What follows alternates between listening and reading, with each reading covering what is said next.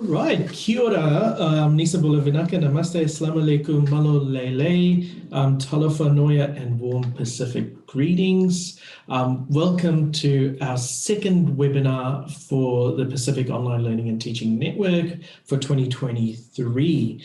And before I introduce our presenters, just a few housekeeping rules. As always, in True Pacific style, our webinars are quite informal, so we welcome a good talanoa at the end of the session. However, for this one, because it is a panel discussion, we'll be doing a talanoa throughout. So jump in, ask questions as the panel discussion progresses, so you're more than welcome to do that. You can ask questions either by posting it in the chat box or also unmuting yourself and asking your question directly to the two panelists. We have a Facebook group page, a Twitter page, and a YouTube account. I will post details of this in the chat box if you're not familiar with those. That's where the recording for this session will be as well. So if you're not part of our Facebook group, please do join. That's where we post all the latest information about the webinars, about our recordings and upcoming events. We also have Mandeep here, who will be our next presenter. So we look forward to seeing Mandeep's presentation in May, and I'll be circulating the flyer within the next week as well. So as I said, feel free to join the conversation at any point. But when you're not part of the conversation, just keep your mics on mute and unmute yourself as needed. So now I'd like to welcome our two presenters, Pritika and Swaran. Pritika and Swaran have been integral parts of the Pacific Online Learning and Teaching Network. So it's great that they're back here presenting. Today is quite a contemporary topic, looking at AI in the Pacific. So Pritika is a computing science and information system lecturer at the Fiji National University. She's currently pursuing her doctoral studies. Pritika, you submitted? Are you still going? It's under examination, submitted. Under examination. So Pritika has submitted her thesis. Congratulations, Pritika. I'm wishing you all the very best for your examination. Thank you so much. Her doctoral research, she has presented at a previous webinar focused on designing and developing a digital literacy measuring tool to measure Pacific people's digital literacy competencies, and also the applications for that has been wider than the Pacific setting as well. So accompanying that tool, she also developed a remediation tool that improves digital literacy competencies for individuals. And we're looking forward to her discussion today around how that can be applied in the face of AI as well. So great to have you on board, Pritika. We also have Swaran, and Swaran's also a lecturer, highly experienced academic, consultant, researcher at the Fiji National University's National Training and Productivity Centre. She's interested in designing and creating and utilizing ICT tools and techniques for Pacific Islanders to use ICT as an enabler and catalyst for change for rural development and differently abled persons. And she's also doing her doctoral research in that space as well. She holds a master's in information systems, medical informatics, and is a fellow of APR IGF. You might have to tell us the full form of that, Swaran. Thanks, Jalal. I didn't realize you're going to be reading out from that. Sorry. Yeah, hello, everyone. Thank you for joining us. Yes, I used to be a fellow at Asia Pacific Regional Internet Governance Forum. So that's basically an AP region movement that is about protecting internet, ensuring that it's inclusive, it's diverse, it's secure and stable. So it's basically a community of, it was in fact officiated by the UN. And there's, we have this at global IGF level. and then we've got Asia Pacific level, and then we've got the Pacific IGF as well. Plus some countries who are big enough and they have greater economies in terms of size, they also have their own internet governance forum. So IGF is mostly about ensuring that the internet is inclusive, it's secure, trusted, sustainable. So those are basically the pillars of the internet, because when it was created, it was not created for one country. So for example, the type of sanctions that are placed on internet in a certain country, but when you look at it, it was never the property of any particular country or any particular policymaker.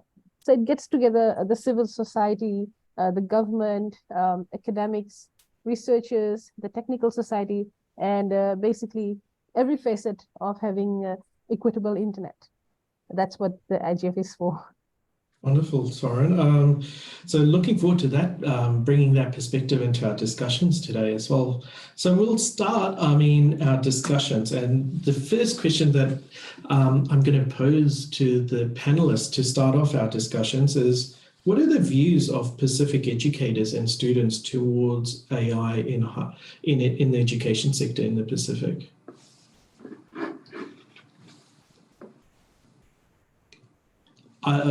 Either one of you could jump in, but maybe Pritika. Okay, so what I believe and what I have come across recently is that the use of AI-driven platforms, it's becoming very common with our students today. And I believe that I was going over a few articles recently, and I have seen that there has been AI implemented in secondary education in Fiji, like one of the schools, Yetsen, they are using AI-driven applications for their learning purposes. And then we have universities across the South Pacific who are actually using AI-based applications. Our students as well, they're using paraphrasing tools, and then the application of ChatGPT. I think that is becoming more famous amongst our students today. They're all big time reliant on ChatGPT and paraphrasing tools. But the fact lies behind all these is how aware are they about the issues that is surrounding these AI applications that are using. So since I'm doing this particular research on digital literacy, and when I looked at digital literacy, the major factor is its awareness and its applications amongst the students and our educators in the South Pacific.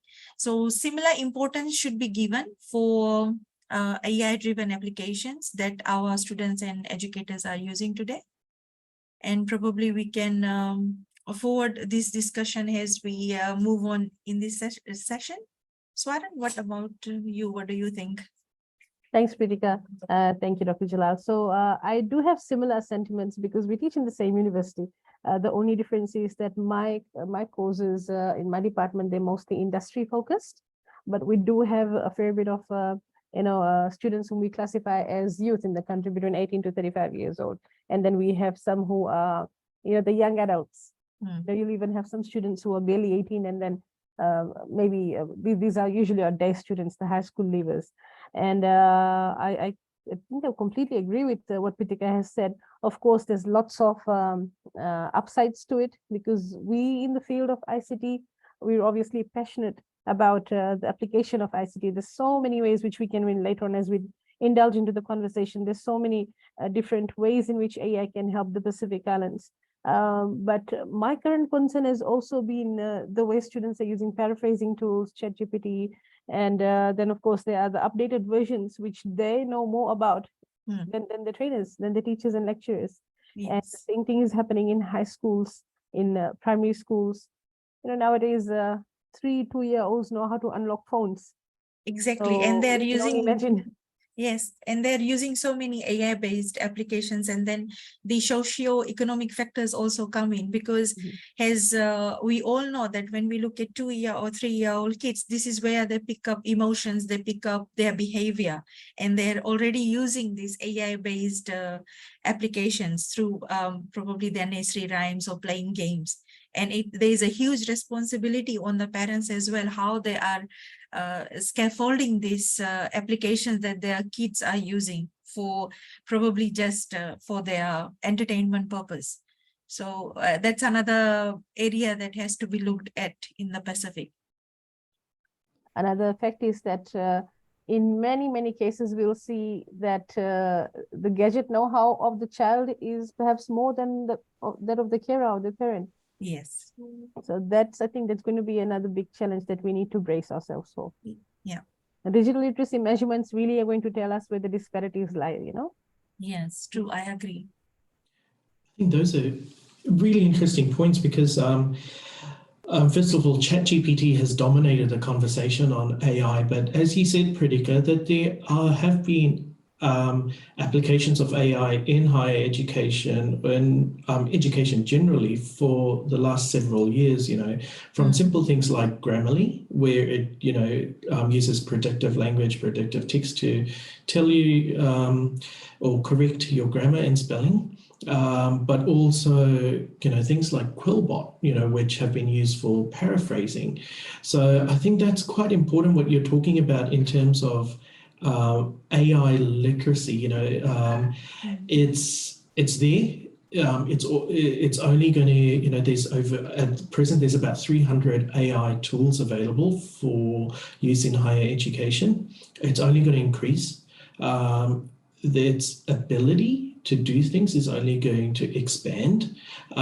So having that AI literacy is going to be quite important. So just coming back to that point about AI literacy that you made, Pritika, what are some of the components do you think of AI literacy for students as they engage with these tools?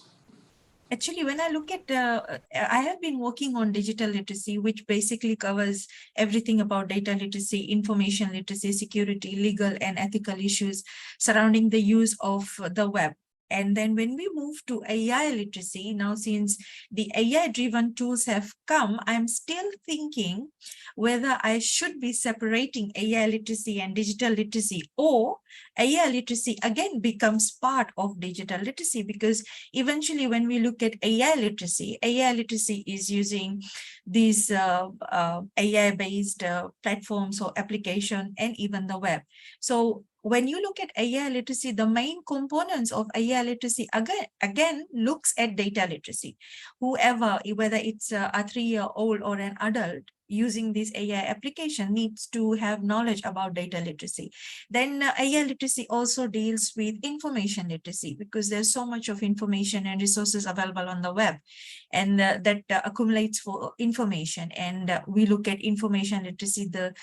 When we say information literacy, we look at misuse of information. We look at genuine and fake information. We again look at security when it comes to AI literacy. We look at the ethical and legal use of information and the data that AI-driven platforms provide the users with. And then we look at the social economic factors that one has to consider when using these AI-based applications. And since I have been working with digital literacy, it's like it's somehow merging AI literacy and digital literacy. So I'm still thinking whether I should be saying that AI literacy is part of digital literacy, because I really think there are similar factors we have to look at when we look at digital literacy and AI literacy. Like some researchers have said that AI literacy should be on its own. But as I have explained, AI literacy has to consider the components of data, information, security, legal and ethical issues, which is also part of digital literacy. So the question is whether to combine or have it separate. The issues that revolve around digital literacy and AI literacy is same. So when we want to educate our learners, when we want to educate the users, or even if we want to educate our educators, we basically have to look at their digital skills, and we have to look at how we have to incorporate the aspects of AI literacy into digital literacy, or the digital competencies of our people in the South Pacific. I think those are great points, Pritika. I think, just my feel of the, whether you call it AI literacy or digital literacy, I mean, it is embedded within digital literacy, but it's probably because AI is so contemporary and so it is the sexy terminology of the day, it might be more catchy to rephrase it, to have AI literacy as on its own. Because there's so much buzz around it, whereas digital literacy hasn't got that buzz. So that might be a something to think about. Yeah, Swaran, what about you? As thinking about AI literacy in the Pacific, and how do students, how do we get students? It's an easy way out to do your assessments. Feed it through ChatGPT or Bard or whatever. And get an answer. But when you talk about some of the nitty-gritty things, as Pritika is talking about, the ethics of it, how do we instill those skills and competencies within Pacific students? Okay, Dr. Jalal, thank you. I was actually thinking while Pritika was discussing the issues, one of the main issues that's paramount to anything else is the fact that in the Pacific, we've got distinct disparities, right? So for example, within Fiji, in the same students who are using ChatGPT and paraphrasing tools to write complete sentences and submit complete assignments without any realization that I still need to acknowledge sources, or without being able to comprehend it themselves. And when you ask the same student to speak, they have difficulty in speaking one sentence. We are now getting students that are like that as well. And these are not just students who had not performed academically well in high school. These are also students who have actually attained good marks in, on paper. So we also have students who, I mean, if you would see their assignments and if you speak to them, you wouldn't even be able to believe it's the same student. So it's when we spend, like I teach a class where we actually teach 6 hours in a day. Well, we have a 6-hour class in a day between them, and we've got other activities as well. It's not just plain teaching. So that's where I'm really struggling to help build them those social skills. I think that's becoming a major challenge, because what type of students we are currently receiving, what we are training, how well are we trained in the tools that we are using?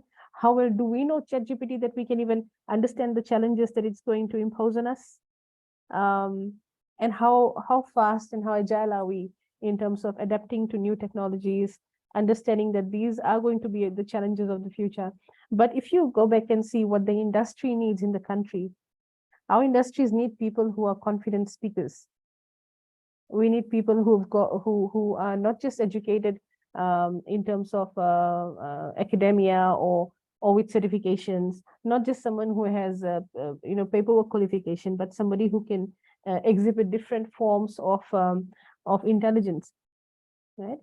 They're able to understand clients' needs. They're able to translate business needs into technical requirements and vice versa. And this is where such tools become a challenge too. I do not have issues with us exploring AI in the Pacific. I, for one, have really been an advocate for it. But however, in academia, I think we've recently had a conversation, if you recall, about academic integrity. So ethics around academic integrity, that's something we really need to speak about, and we need to start creating the demarcations. What part of it are we going to allow? What part of it are we not going to allow? When trainers, lecturers are marking, how do we even know that where are these answers coming from?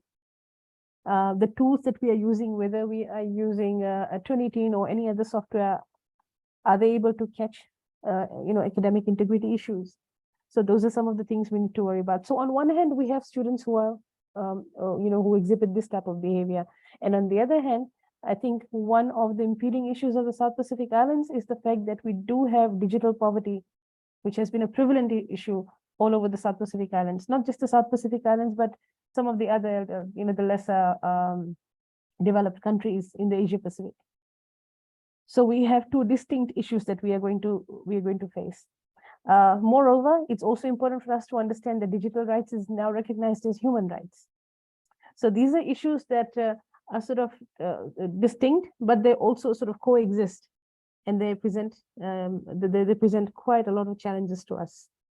So we do have some way forward. I think we really need to start. First things first, we need some awareness. And I think this topic that we have today is really good. We will probably be still spending maybe the remainder of the year in just giving awareness, even if we webinar per month, excuse me, or even if we have the relevant stakeholders, members of the civil society going out to speak with primary school educators or even teachers unions, then I think there's going to be a lot of difference. Late last year, I did a presentation for Fijian Teachers Association. So this was a group of ETPs, teachers mostly. And the types of challenges that they were telling me about were quite distinct, because these were rural schools from the ones, so quite distinct from the schools in the urban areas. However, many, bottom line is many educators are now feeling that even parents, I mean, I'm not trying to generalize, but even educators are now saying that parents are expecting us to be pretty much parenting their children. Things like basic manners, how you speak to somebody, your body language. These are the things that we develop over time, right? And some of the reasons that teachers usually tell me is that things like when the child is upset, rather than using some sort of positive reinforcement, what they do is just give them a gadget to keep them quiet. So basically, of course, this is something, this could lead to a greater discussion, because it's quite different. The era in which we grew up, 70s kids, 80s kids, 60s kids, we're all going to have different eras, right? And obviously they will have their own separate set of challenges. But one prevalent issue that I currently see right now, most teachers are complaining about this basic behavior in primary school. So I think we need early intervention. Just today, I visited an early childhood learning center, and I realized that the teachers there did not know how to identify signs of disabilities in students. So if there's a student that is exhibiting hyperactivity type of behavior, they would classify that as being naughty. And to anybody, it may seem naughty, but this particular child may not be doing anything that is necessarily causing harm to anybody else, but he or she may just have a lot of energy, and you need to know how to direct that energy, right? So we've got issues as that, and then we also have, so we've got extreme issues. What I really feel is that we need to start with some early intervention. However, in the field of rather in the area of persons with disabilities, there's so much that AI can do.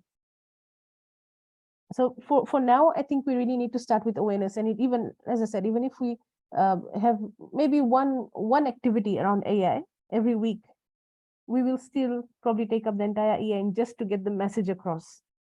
And then we start talking about what are the good uses of AI. And most importantly, what are the Pacific-centric issues that we now need to focus on? What are the most pressing issues in the countries in the Pacific Islands, and how can AI address them? And that can be a separate discussion, quite a long one, in fact. Thank you. Actually, I would like to add what Swaran has said, because since I have been working on digital literacy, and I see how much digital literacy and AI are coinciding with each other, I believe that awareness is a must for the Pacific Islanders. Like Swaran and I have been trying to emphasize on the digital literacy scale and the remediation tool that I have developed as part of my PhD. And I believe that should somehow, Swaran, we need to have a group, or we need to somehow promote that extensively towards the Pacific Islanders, beginning from the early childhood learners to adult learners, so that somehow we are able to curb this digital literacy gap that is existing in the South Pacific. And then to create the awareness about AI, we need a similar framework that I have developed for digital literacy, so that we are able to identify the components. Like, I think Mandeep has a question. I was just reading through the chat. Do you think AI literacy or will be declining critical thinking analysis of users? Definitely yes, because they are so reliant on these AI-based tools that our learners are not thinking at all. They are just, it's like plagiarizing. And first thing is plagiarizing. The second thing is the information they are using. Can that be credible? They have to know, they have to be aware that when we look at resources that are available for them to use, it's not that those resources are fully credible and they are true. So, the fact about information literacy comes in there, or the data that they are using, the knowledge about data literacy comes in there. So I believe since I have a framework for digital literacy, we need to have a framework for AI literacy. When we have a framework for AI literacy, we would probably know the components that needs to be given out to people, that when we look at AI literacy, these are the things that you should be aware of. And then create the awareness amongst the Pacific populace. So we have to follow this strategy. That's what I believe, Swaran. And I believe all of you would agree that when we are trying to, promote these new things that are coming in, we look at the components behind it. So AI literacy, a framework should be developed so that we know what we are talking about. We know what we are trying to educate the people of the South Pacific about. That's what I think. Thank you. Those are really great points. Swaran, you were going to say something. Oh, yes. I did want to mention that so Pritika and I work very closely together, and all the different seminars we go to, whether it be regional or local, we try to advocate the tool, that there is a tool that has been created by someone in the Pacific, and it is free to use for now, or even if you want to consult, there's so much work that Pritika has been doing for free. But for some reason, I've noticed a trend that people in the Pacific still have more credibility on expatriates. So if the same thing was maybe developed overseas, they look at it differently. Or are we just on the different side of the sword? Because the same tool is being used in other countries. Was it Turkey, Germany? There's Germany, Pakistan, India, and I think Denmark. The researchers from there, they are using my tool actually to create awareness about digital literacy in their countries and universities. So it's just that we are not able to move forward here in the Pacific. Few organizations have adopted it, but we really need to make that extensive to reach out to the Pacific. That sort of a thought process, Yeah. It starts with the basic respect for your own people. Yeah. I think it starts there, which is why we there are so many areas that still need to be addressed, in the Pacific Islands, because when we don't believe in our own people, and then we've got these same people who go overseas and get trained or remain in the country, and they don't get the respect, they sooner or later leave. And as a result, we have many academics who have left the country. Some are still working, like Dr. Praneeth and Dr. Jalal. They're both involved in trying to increase capacity building in the Pacific through platforms as such. And I never leave an opportunity to talk about the tool that Pritika has created and some of the efforts that we do, we drive together. And I think the tool has been used in many different areas. Last year, I did a research on the informal sector, and there was informal sector in Fiji and how we can formalize the informal sector so that their efforts are actually reflected in the national GDP. And also the predicaments that they face, it can be addressed through better policies. And even in that research, we've mentioned digital literacy as one of the main components. We even have people who are saying that digital literacy is not important. Yeah, and it's a hard one to crack. Yes. When something so simple, they'll just say, "Oh no, I think they have gone beyond that because perhaps they don't face the same digital poverty as majority of the country does." Agree. Pritika, I'm going to invite you to maybe do a short blurb about your tool that we can post on the network, maybe a one-pager that we can kind of highlight that there is this tool available and distribute it within our networks, or maybe even if you wanted to do a short 2-minute video or something just talking about your tool that we can get up on our group page and other places, so we know that there is this tool available. But there's been excellent discussions happening within the chat, so I'm just going to read out some of them. Praneeth said that it's focusing on the future skills and not to focus on the tool of today, but the ability to adapt and adopt as the tool and needs changes. Yeah, in a year or two, we'll have, we've got 300 tools, we'll have 1,000 different tools. But yes, I agree, Pranit, it's the focusing on the skills, and from the health perspective, we've always had tools that have come about. The way you measure blood pressure hasn't remained static. It's changed. We've got tools doing it for us now. The way you look at x-rays also has changed. So it's about the skills behind the tools that you still need.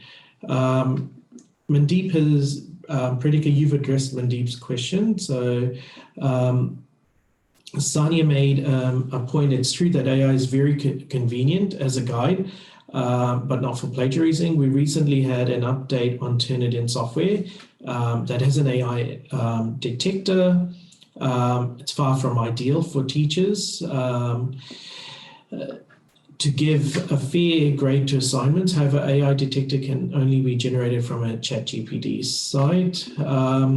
Jump in, anyone who wants to ask a question rather than me reading it out, please feel free to jump in as well. Pranit, you've got another comment there.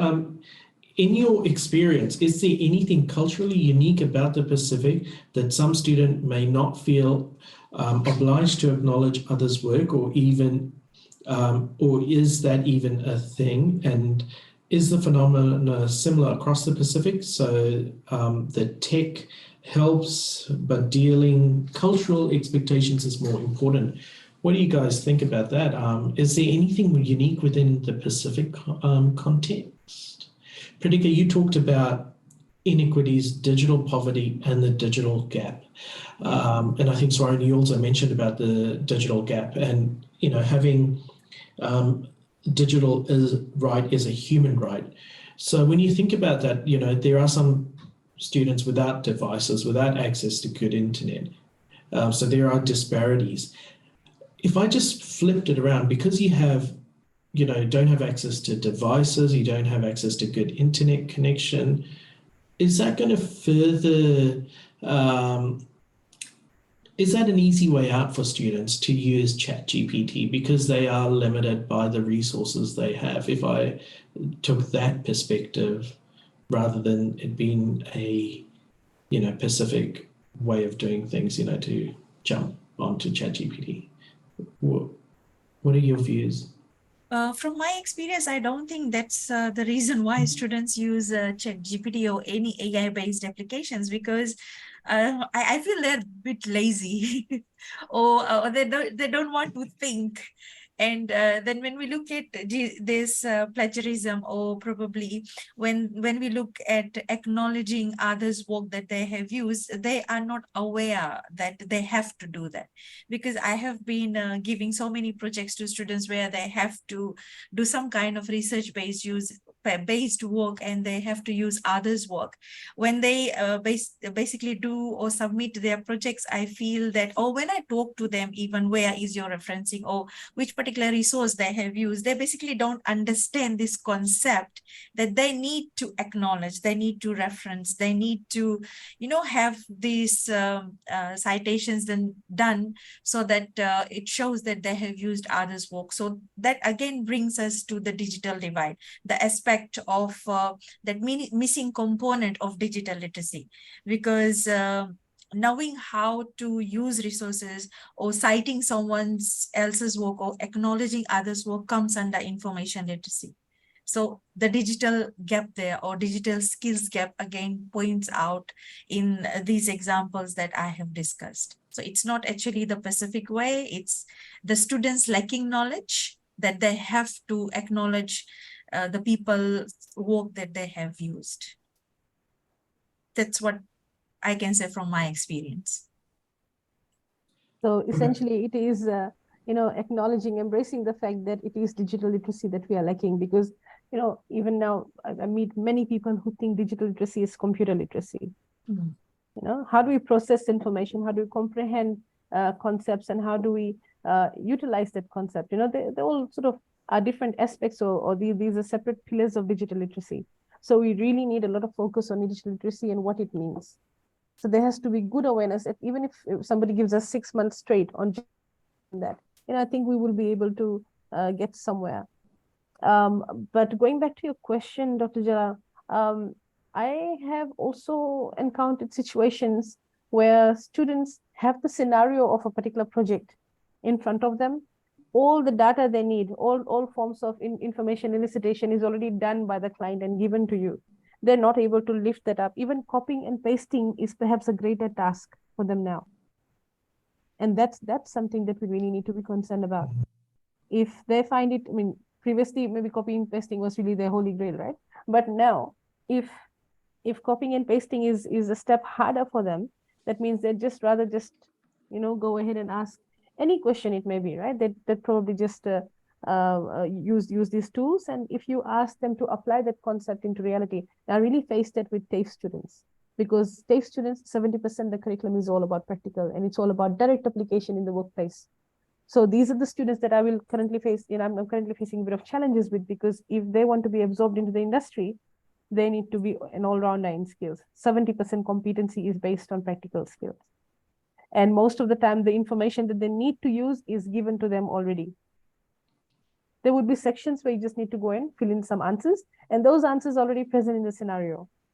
They will still use ChatGPT.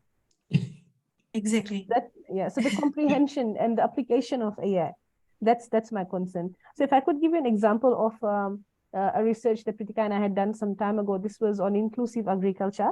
If you recall, Pritika, work around that. I remember in 2017, that was the first time I started advocating for agriculture 4.0, education 4.0, agriculture 4.0. So I met some stakeholders in the sugar industry. And at that point in time, I was told, okay, this seems good. Do it. Go ahead and do it. So there was really no vested interest. There were no considered efforts. This was a very new concept. And then some people told me that this is not a concept that farmers in the country will like. They will get very upset because farming is the legacy, sugar is the legacy. But if you look at the output of sugar in the country, if you compare it with other countries who have the same sugar history, sugar legacy, and how it all started for us, if you look at some other countries, for example, Trinidad and Tobago, Suriname, and they have faced major declines in the sugar production, the quality of sugar that they produce. So I remember in 2017, when I did a presentation for some major stakeholders on Industry 4.0, they weren't happy with the idea. But had we adopted something of that sort back then, that contactless inclusive farming would have been very easy for us during COVID period. Because there came a time when we had no choice but to carry on working. And if especially in developing countries, if you have a last dollar, you will spend it on food. That is how the economies are, And what happened even last year, there were many farmers were called from Suva to work in Lambasa. And if you have contactless farming, if you have AI integrated into agriculture, then so many of these things can become easier. The healthcare sector, for example, there's quite a lot of deliberations on the application of AI in healthcare. Some of it I've also spoken about in my master's thesis. And I think we are a little late in embracing technologies. I completely agree with one of the comments in the comment section that we do need to embrace that. It's here, it's nowhere to go. It's not going to go anywhere anytime soon. What we need to do is we need to set the demarcations. How much of what are we going to expose towards those students? Are we trying to inhibit the intellectual growth by spoon feeding them? Will they be able to run the country, make decisions that are going to affect the entire population of the country based on the way their behavior is being molded right now? I think these are some very pressing questions that we need to ask ourselves and start with creating the demarcations. Sorry, Pritika, you wanted to say something? Yes, actually, another thing I wanted to add, Swaran, was I can also see that Neelam has posted something about AI to be included in the curriculum, especially teacher training.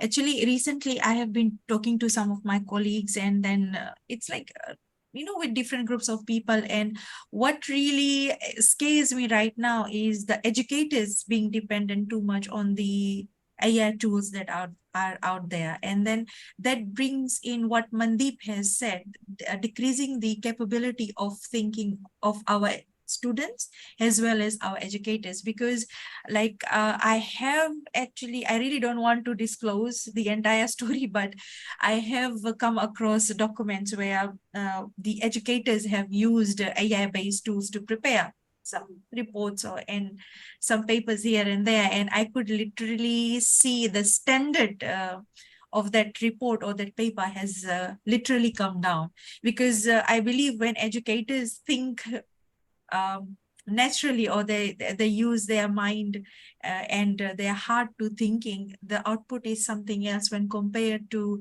the output that is driven from these AI-based applications. So I'm really scared on that bit, whereby educators are being dependent on these AI-based tools to produce whatever work they are being asked to. Just carrying on from that point, I mean, Nila made that point about we need to embrace it. It's here to stay. We should have it in our curriculum.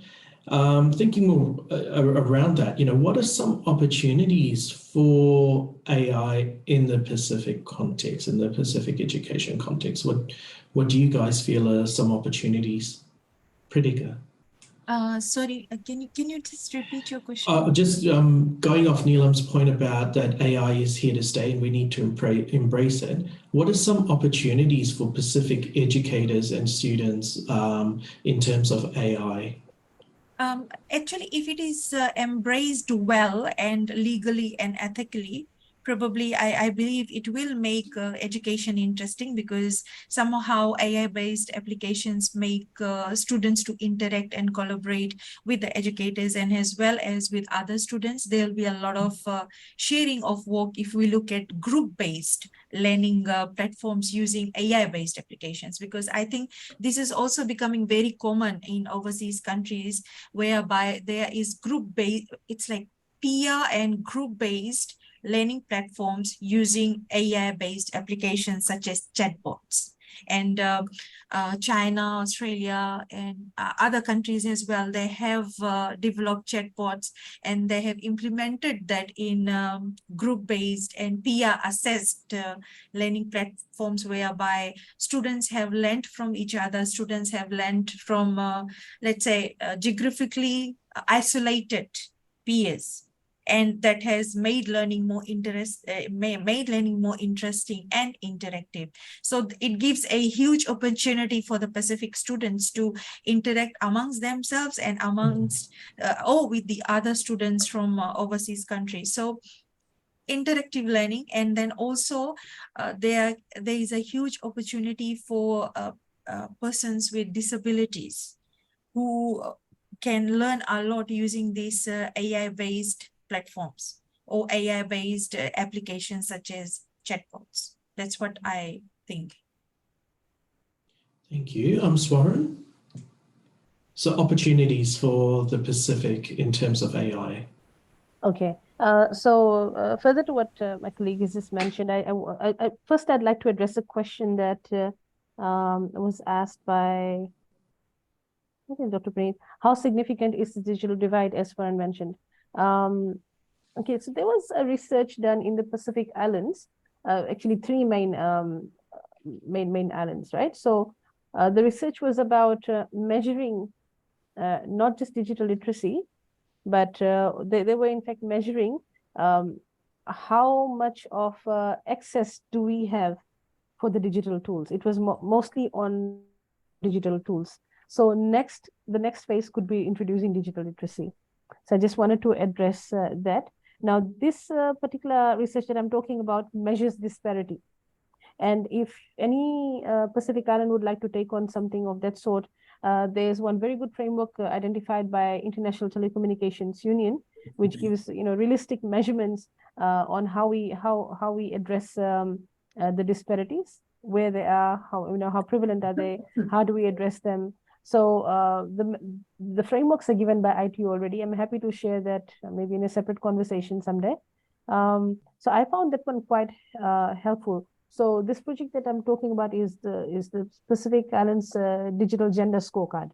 It focused on if the digital disparities or if the digital poverty is mostly faced by, is more gender centric, then the other issues that we are discussing. So we had some quite interesting results in there, and we also noticed that, for example, Vanuatu and Tonga, they are quite progressive, even more progressive than Fiji in many cases. So I think we need to start with the measurements, first things first. Then you start mobilizing the resources. Okay. In terms of how we can combat this issue that we are currently facing, our students do not even want to listen to what we're saying, or they're probably not very much interested in doing authentic forms of research, because things are so easily available. They'd just rather get that done and then move on, right? I think what we need to do, we need to instill this patriotism. Pacific Islanders are very good with that, right? So I think we need to start talking about what our main issues are. Tonga, what is the main issues, or what are the main issues that Tonga faces? What are the main issues that Fiji faces at the moment? And the issues we have today are quite different from what it was early last year, or 3 years later, ago, sorry. So if we start talking about the major issues we are facing in the country, then we start talking about how AI can help these issues. Health is definitely one. Defense system is another very important one. Okay, I have done some work in inclusive agriculture, where we are talking about AI-driven tools that can promote contactless farming. So it's also quite helpful for persons with disabilities. In Fiji, we also have quite a terrible status on NCDs and the amputations that happen due to NCDs. So 1 in every 8 hours. Okay, and that number is not really counted in the 13.7% of the population who have disabilities. So we have 13.7% of people who have consented during the census report. They've actually put their hand up and said, yes, we have a person with disability in our home. So that's 13.7% of consented, declaration of disabilities. And then we've got 1 person getting an amputation every 8 hours. So in reality, we may have more than, we could be preparing for about 20% of a population who will be disabled at a point in time. It's something that we need to see realistically. So if we start thinking about integrating AI into agriculture, integrating AI into education, it creates a lot of opportunities for persons with disabilities as well, given that there's so many jobs these days that are AI driven. There was a time when persons with disabilities in the country would only be employed as a switchboard operator, even that if they have maybe a visual impairment, then they would, the only thing that they'll be able to do is maybe work at the switchboard. I think we know a few who have been working on the switchboard, and that is it. That's the only opportunity they get. Right? But with AI, there's so much more we can do. For example, I think we all know Professor Stephen Hawking. So one of the most revolutionary academic in the world. There's so much that the world is today because of his contributions. Okay, so if you look at his chair, IBM had made its chair, and he was still one of the most charismatic academics of all times. And it was because of AI, but an earlier version of what AI was back then. If we start utilizing such tools in the Pacific, then I'm sure we'd be able to find that level of intelligence in the Pacific as well. There's so much more potential in the Pacific, but we're just not exploring enough. I think some great points there, Swaran. There's a comment, I think Elise is responding to an earlier point that was made. She said perhaps a consultation group to include digital education experts who can collaborate with stakeholders and possibly develop a best fit program based on our Pacific content. I think that's a very good point. Coming back to your earlier point, Pritika, we do often in the Pacific look at outsiders and what they have done and bring it into the Pacific. And often it's not adapted to Pacific needs, but rather adopted, wholesome, and that we found hasn't worked. But we also overlook our own people's efforts and works. So having some sort of consultation group that can liaise probably at the higher levels would be quite good. Swaran, your point about 13.7%, did you say that already as reported with disabilities? It probably is getting closer to 20% when you factor in unreported as well. So we probably are closer to that number already. So there is a wide range of applications for AI. So, just coming to my final question, where do you think, or what do you think is the future of AI in the Pacific?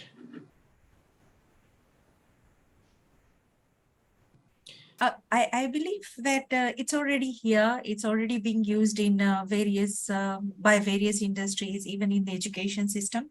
The only thing that we have to do is probably Swaran and I are active researchers in the South Pacific, and we are trying to actually promote the concept of digital literacy, and probably Swaran, we would join in future to promote AI literacy. So I think we need more people to join our group to actually educate the Pacific people about digital literacy and AI literacy.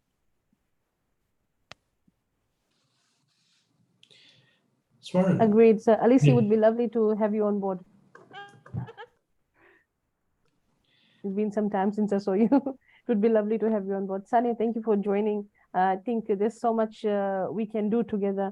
Neelam, I'm not sure if we have met in person, but yes, if there's some, I'm sure you have some very interesting perspectives.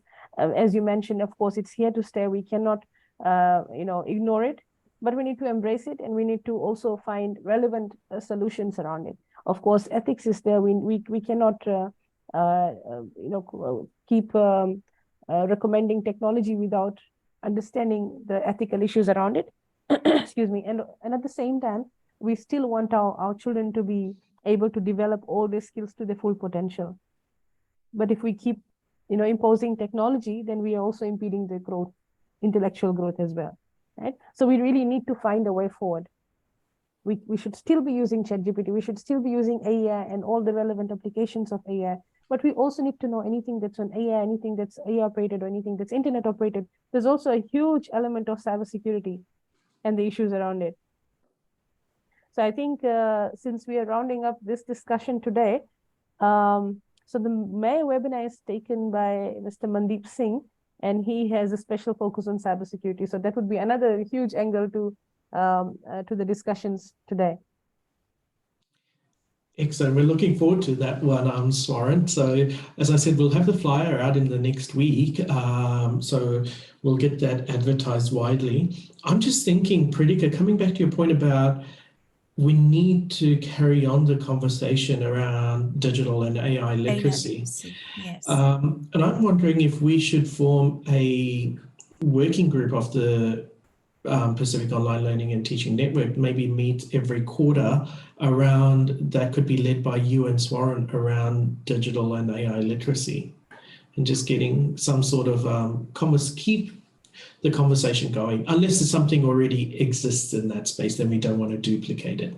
No, I really like that idea, Dr. Mohammed, because we really need to come up with something. We really need a framework for AI literacy. And like I said at the beginning of this webinar, that I'm still thinking whether it should be incorporated together with digital literacy, or it has to be a separate framework on its own, because things are similar. So we need a group probably this time, because last time I worked alone on digital literacy because it was my PhD research.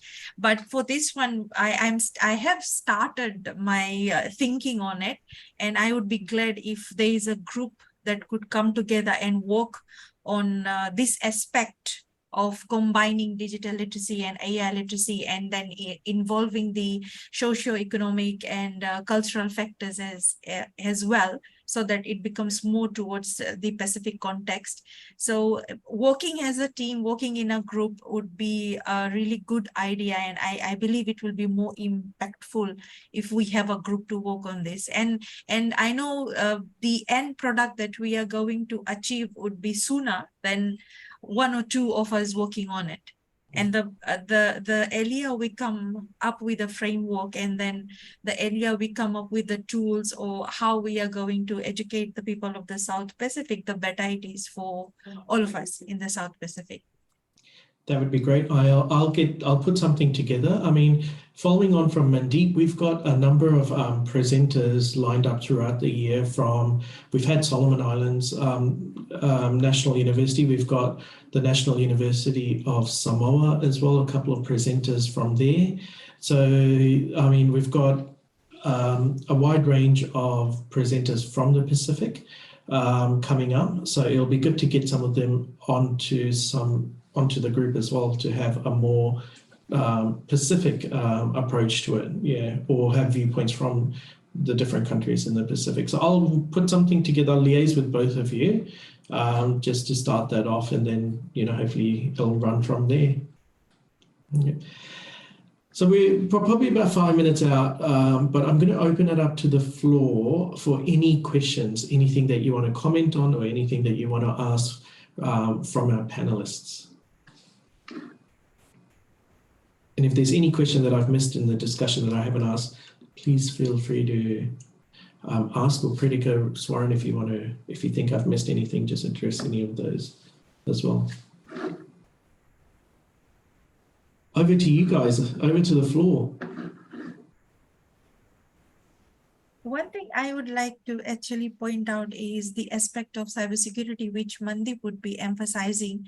Probably his webinar next month, will create some sort of thoughts amongst the people who will be watching your webinar, Mandeep, because, you know, it's really difficult as a researcher, like, it's just sharing my personal experience, to actually study on cybersecurity when it comes to its awareness and what organizations are doing in Fiji, and how important it is for people to know.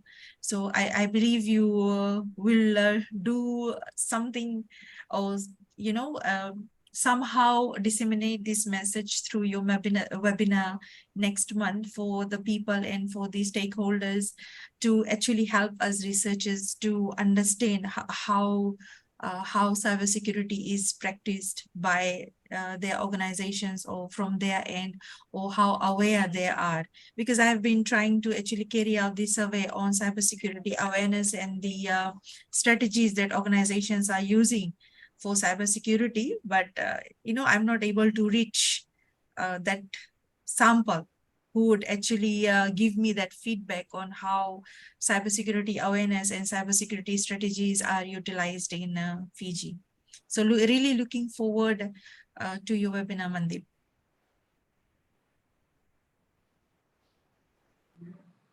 Any other comments? Mandeep, your webinar, everyone's talked about your webinar, so it's, you know, you're going to have to live up to the expectations now. A lot of pressure.